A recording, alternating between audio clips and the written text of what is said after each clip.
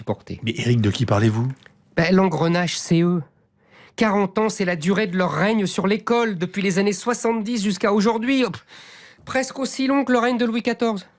Au temps de leur splendeur, on les appelait les pédagogistes. La pédagogie, c'est leur truc. Souvent, ils n'avaient pas mis les pieds dans une classe de leur vie, mais ils écrasaient les profs de leur superbe. Ils leur disaient que l'enfant devait construire son savoir lui-même, qu'il était au centre de l'école, bref, qu'ils n'avaient pas besoin d'eux. Comme un nouveau clergé, ils avaient une langue à eux, un sabir ridicule de médecin de Molière. L'école ne devait plus apprendre, mais apprendre à apprendre. Non plus instruire, mais réduire les inégalités. Ne plus fabriquer des citoyens français, mais des citoyens du monde. Ils étaient tout-puissants. Ils intimidaient la gauche, qui intimidait la droite. Ils dominaient la rue de Grenelle, qui dominait le Parti socialiste. Il y a plus de 20 ans, le ministre socialiste Claude Allègre les avait surnommés drôlement les pédagogos. Ils avaient eu la peau du rigolo. Ils tenaient tous les lieux de pouvoir, l'inspection, la formation des profs, les programmes. Ils avaient atteint le sommet de leur puissance avec Najat Vallaud-Belkacem, qu'ils manipulaient à leur guise. Avec elle, ils avaient achevé leur travail de destruction. Ils avaient enfin trouvé leur Attila. Ils pouvaient être fiers de leur œuvre. Le niveau de l'école française était devenu le plus faible de tout l'Occident. Et on ne parle même pas des pays asiatiques. Leur réussite était totale. Tout le monde avait le bac. Tout le monde entrait à l'université. Tout le monde faisait 40 fautes d'orthographe. Personne ne savait plus ses tables de multiplication. Personne ne savait plus qui était François Ier au Richelieu. On fermait les classes de latin et de grec. Mais tout le monde savait qu'Hitler était méchant et que le développement durable, c'était bien.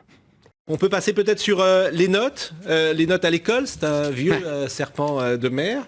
Est-ce qu'on pourrait rappeler tout d'abord l'idéologie qui sous-tend cette idée qu'il ne faudrait pas de notes?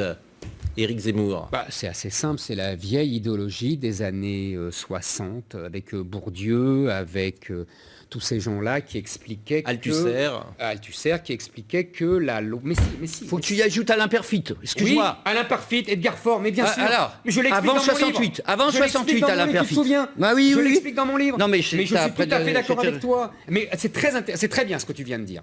Parce que, parce que tu vas voir à quel point, c'est que ça va dans une bonne note. Oui, mais attendez, parce que la suite, ça va y aller mal. À quel point je suis d'accord avec toi, tu vas voir. C'était très juste.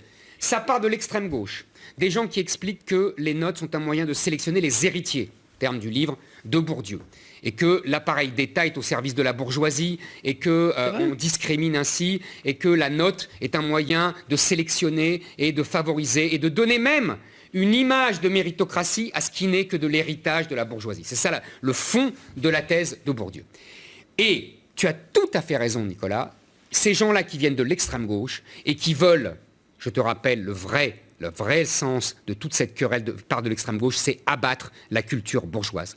C'est ça le vrai truc de tous les maoïstes, etc., tous les déconstructeurs. C'est écrit noir sur blanc. Oui, non, mais il y en a. C'est ce qu'ils pensaient à l'époque. Mais pas que. Et attends, deuxièmement, c'est rejoint ensuite par les libéraux. Et là, on tombe exactement dans le schéma de Jean-Claude Michéa, de l'alliance entre les libertaires et les libéraux. Les libéraux comme Perfit, les libéraux comme Edgar Faure. Tu as tout à fait raison. Qu'est-ce qu'ils veulent, ceux-là?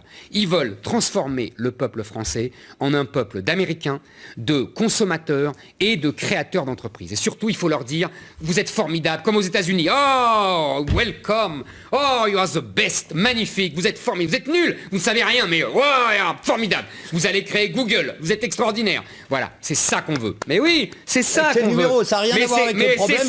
Ah non, ça n'a pas rien à voir. C'est le fond idéologique de tout ça. C'est fabriquer les gens comme des consommateurs et éventuellement comme des créateurs dont il ne faut surtout pas traumatiser le génie naissant. Voilà, ça c'est exactement. Et l'alliance des libéraux et des libertaires, ça donne aujourd'hui. Et je finis parce que aujourd'hui, ça a une autre coloration.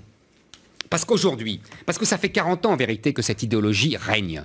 Et pourquoi aujourd'hui ils repartent sur les notes? Parce que le niveau s'est tellement effondré que les notes ne le masquent, si tu veux, on n'arrive plus à dissimuler ça. Et donc il faut enlever le thermomètre pour dissimuler à quel point le malade a de la fièvre. Ça a commencé avec les dictées. Ils étaient tellement nuls, ils faisaient tellement 20 fautes par dictée que, évidemment, on ne pouvait pas mettre des zéros à tout le monde. Donc on a dit notation bienveillante. Ça veut dire, on voit que ce qu'on fait de bon. Et puis sur toutes les matières, le niveau s'effondre tellement. Ça y est, t'as dit je finis, hein. J'ai fini, mais t'as compris. Mais j'ai